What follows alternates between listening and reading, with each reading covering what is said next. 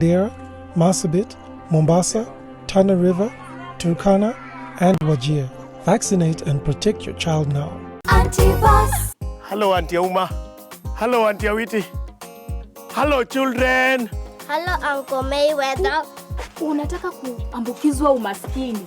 Nataka pesa. Sai bado sina pesa, nipatie time kidogo. Hiyo ndo ngoma umeshinda ukiniambia kila time tukipatana. Kuna pesa nategemea leo, ikiingia ni wewe. Mad men of today can speak good English. Madam, I am not mad. Unasikia?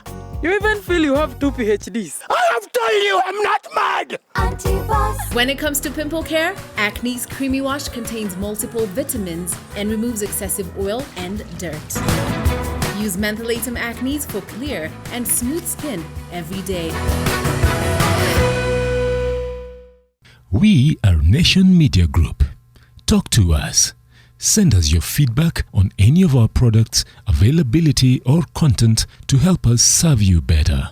A member of our team will ensure your issue is resolved within 24 hours and you receive a response. Go ahead, SMS 40684 or WhatsApp 0748 150 634. SMS is absolutely free of charge. Nation Media Group cares. All the days that you've been wasting. I know that you like it with me. No matter what, got money on my mind. I can never get enough. Every time I step up, it's the best thing. Everybody stands still. We belong to the light. We belong to the thunder. We belong.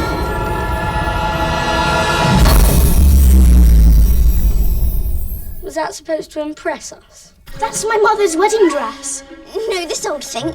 It can't be. I'm engaged. Oh my God! He asked me last night. What is happening?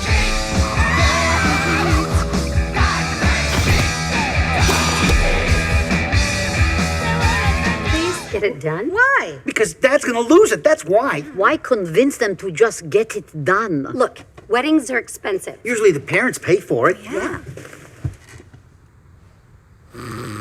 Soon, I will have proof that I am a direct descendant of Alexander the Great.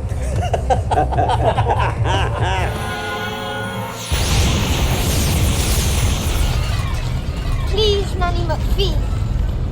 I'm going to jump!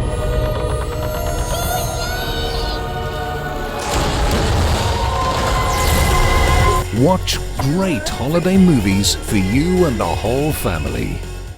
Wake up to nothing but the best in news, conversation starters, and hard-hitting interviews that keep you informed for the day ahead. Up and early, 6 on the nose, these people don't sleep. Fix first the data protection law, then we come up with the Exactly my question to CS Joe Mushero. Welcome to Living with This. I'm your host, Sharon Mundia. Boy, have you missed out. Stop your wheel, game done.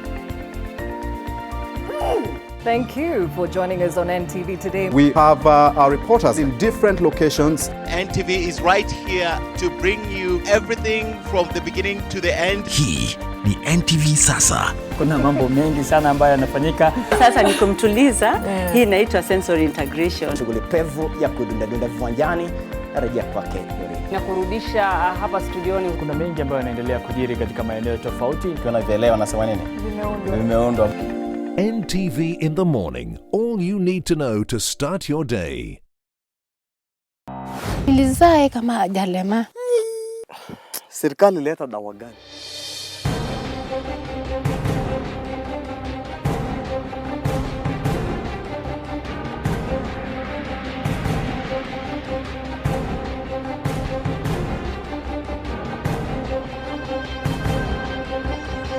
It's almost a year, nothing has been done. I just need some form of information.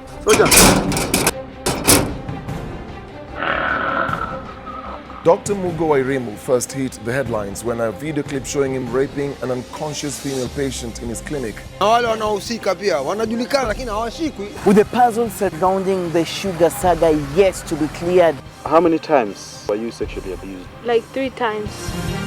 How was a convicted child molester allowed to set up a children's home in the country? NTV News. Bold, balanced, authoritative.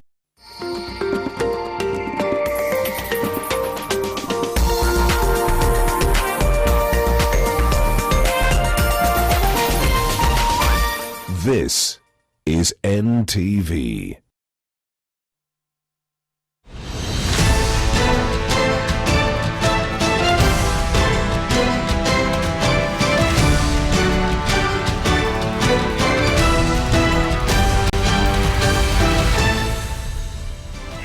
There you are. We've been eagerly awaiting your company on Presspass tonight. Good evening. I'm glad you could join me. I'm your host, Olive Burrows, sitting in for Mark Masai for our regular viewers.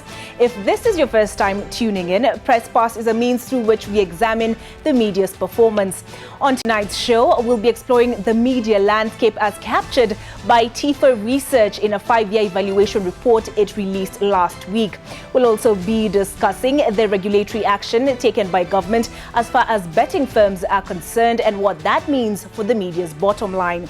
But first, here's a glimpse of what the media coverage has been on these issues.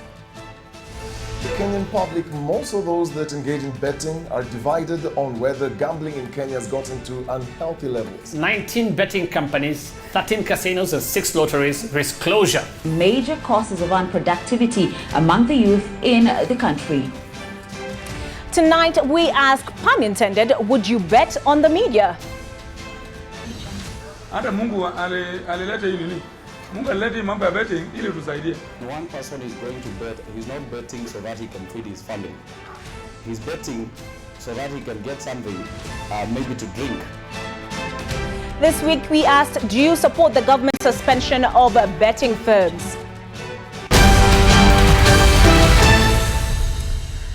Now, let's start with those views, those public views on the government decision to suspend 27 betting and gambling firms. I want to say that betting is only beneficial to the betting companies, but most youths have gone miserable because of the same betting. Kwangu sijafurahia mambo ya bet kwa vile kama sasa mimi ni fundi, sikuwa natarajia, yani mambo ya ufundi huwezi kutegemea sana. Hata Mungu alileta hii nini? Mungu alileta hii mambo ya betting ili tusaidie. Kwa upande wa betting nasema kwamba serikali hata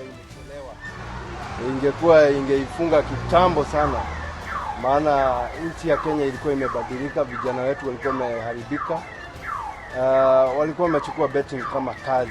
One person is going to bet, he's not betting so that he can feed his family.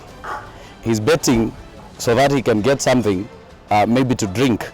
Because look at so many of those who bet. Nobody has ever had any tangible investment. We find a good number of people who have been shortlisted with CIB have been, it has happened so because mainly they have borrowed from the online apps so that they can afford to get the money they use on betting. Gava imefanya poa kuregulate juu sasa unaona mayouth walikuwa wameendea mpaka crime. Ile story ya wezi work, you want your money to come easy. Hizo betting firms zilikuwa zimeajiri wa Kenya to run all these, kama ni mambo ya customer care, kama ni mambo ya kufuatilia hizo bet. Sasa tuseme kama kitu kama SportPesa imeajiri wa Kenya 2500. Sasa niambie hii ikifungwa au wa Kenya wataenda wapi? I started gambling in 2017. Na wakati nimekaa chini nikafanya mahesabu yangu nikapata, in fact I was losing. Sababu unapata sometimes unawekelea bet unashinda 10,000, hiyo 10,000 tena unairudisha yote una bet tena unapata umekuliwa even more than what you had won. Hii mambo ya serikali kukandamiza hii mambo ya betting, mimi kwangu naona ifai. Manake sisi tuna bet na pesa yetu sisi wenyewe. Na tumeona vijana ambao hawana kazi wamebet na hii pesa wakanunua maploti, wakanunua magari na wengine hata wakaanzisha biashara. Betting ilikuwa inatusaidia. Tulikuwa tunaweka shilingi 50 unakula shilingi 3,000. Sasa sisi tunataka tu betting irudi. Tunaona vibaya vile wametoa. Betting imefanya mimi nikauza shamba, nikauza hata pia ng'ombe za mama, na hata nilikuwa nimeandikwa kwa pikipiki nimefutwa saa hizi. Nikapeleka kwa gari pia nikafutwa. Sasa betting imenifanya nikafirisika sana. Kama madereva wa pikipiki unalipa shilingi 300 kwa siku. Hiyo 300 unaweka kwa betting, haukuli chochote. Siku moja wanakudanganya tu kama umekula shilingi 1,000 na unaendelea kuweka na wao wanazidi kukula kabisa. Hii issue ya government ku demolish hii betting side haijakuwa fair kwetu, especially sisi wawekezaji and youth. You find out that government wamekataa kutupatia maajira, so these are only the source. Betting, it's good, yes, but we bet and we get nothing. Meaning, tunafaidisha the betting company. Most of these betting companies, they are foreign, which means the income we are by giving to government is little, and so we suffer from something capital flight, because they are taking away our money to their countries to develop. Hizi kampuni za betting pia nazo zimechangia mambo mengi, vijana kupata pesa kwa haraka, alafu wajui kusitumia hizo pesa. Zimewaingiza katika mambo mengi, mambo ya ukora mwingi, ulava umeingia mwingi, tabia zimeingia, zimechafuka. Inaletea paka watu hata ndoa zingine zimeanza kufunjika kwa sababu ya pesa zimepatikana kwa nyumba kwa haraka bila kutumia jasho. Kwa ufupi, mimi mambo haya betting ningependa yote yafungwe. Betting yote ifungwe kwa sababu betting ni haramu navyojua sisi, na kitu chote cha haramu si kizuri. Kama kijana alikuwa anawekelea kama shilingi 50 anapata pesa hapo yake. Idols ilikuwa imeisha, mambo ya idols, mambo ya wizi ilikuwa imeisha. Wiki moja huko unaona wizi inaendelea. Sasa saa hizi unangojea wizi iendelee Kenya. Mixed views there. There are those who say yes, they support the government action, and there are those who say no, they do not. We posed the same question on Twitter. The handle is @NTV Kenya. It's a pinned tweet, so go online, check that out, and do share your views. Mutuku Fred says no, the government of Kenya does little for our sports. Betting companies invest in our sports. We have another gentleman here by the name of Jacob Abere Matlala. He says the move was irrational with ill motives. It is public domain. It is in the public domain that they haven't invested in the sports industry that fetches billions. And then we have here Raya Jr. who says no, I do not support this even an inch. Now, with me in studio to take this conversation forward, we have Kwea Jerry, who's the MD for Research. You released a report last week, and that is on the media landscape, and it covers the last 5 years. Is it? Yeah. 2013 to 2018. 2018. All right. Basically, the journey of the media landscape. Okay, Yeah. and that encompasses digital migration, advertising revenue, the internet proliferation, and I'm forgetting one more thing.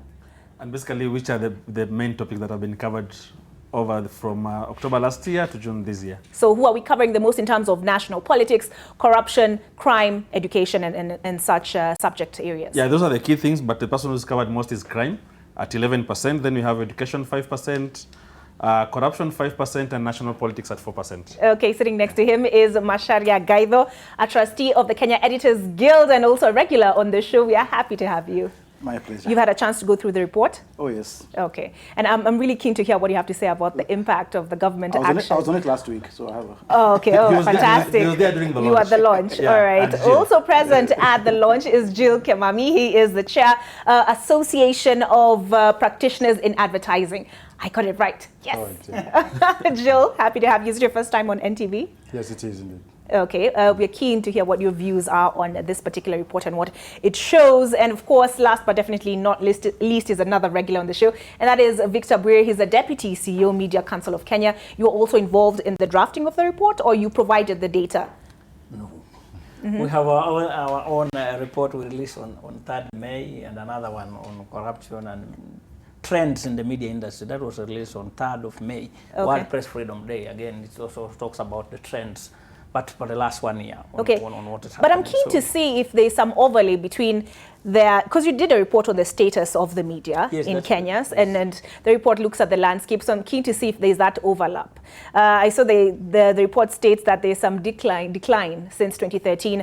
It picked up a bit, I think, in 2018, but a decline in terms of radio listenership. But before we get into that, I want to start with what our viewers were discussing, and that is matters betting. And as far as the media is concerned, I want to look at advertising. So if I look at the report on page 18, this is what it states, Kwea. A review of advertising spends for 2018 and 2019 shows that the betting and the gambling sector controls Kenya's advertising sector. Yes, and this says this sector this sector's high spends is driven by increased competition, which is manifested by a proliferation of new players into the local industry, which is deemed to be very lucrative. Macharia, when you were at the launch and you saw this statement, did it ring true for you? Well, I can't argue with the data, but it's something we need to digest further, particularly now when we're talking about this everything to do with betting and the pressure on those on that industry. But I would not, as a media person, I would not approach the betting issue as something about our revenue. I think I would want to approach it more, how have we covered it as media in terms of explaining what is this standoff between the government and the betting companies, and secondly, who is talking the truth, because somebody somewhere is lying. I'd like to see us go further into digesting that story. Why do you say that? Why do you say somebody somewhere is lying? Because the government tells us these guys are not paying their taxes. These guys come and say, we have paid all our taxes. We even have our tax clearance certificates. Some of them say they were even awarded for being the best taxpayers last year. And it strikes me that the Kenya Revenue Authority is not talking. It is the Ministry of Interior which is talking. So you wonder, when did the Ministry of Interior become the tax collector? All right, okay. There's another statement I want to read out before I invite another contribution to this discussion, and that is on advertising generally and the landscape, which TIFA research called bleak. Let me just find that. Yes, and that is on page, Macharia, I see you scrolling through, that is on page 6. And that is the segment on challenges facing the media. And this is what their report states. This report is written against a backdrop of the media industry facing challenges that include the prevalence of fake news that is eroding the credibility of the media. There is also increased competition from global digital media platforms such as video on demand and OTTs. And you name Netflix, Showmax by way of example. With the growth of digital media, worldwide advertising platforms such as Google and Facebook are also eating into Kenya's advertising market share. All these challenges, coupled with delayed payments from advertisers, paints a bleak picture on the Kenyan media landscape. I have quoted it accurately, haven't I, Kwea? Yes, you have. Okay, can you back this up? Yeah, so basically you realize, like now, there's conventional media and then there's digital media. So you'll find most of advertisers now, they're saying they want clicks on Google site, they want likes on Twitter, likes on Facebook, likes on all the social media. So by the end of the day, it affects how the media is going to be advertised and how people are going to consume it. Okay. Jill, is this a true reflection of the situation on the ground? I'm not too sure. I'm not too sure. I don't understand why you want to like to online media versus offline. I think when we actually, I think we go to the two channels, complementary versus which can be captured in again. So yes, it is correct that the media spend online, but it's not to say that it's not to say that offline media become media channel capability. So yes,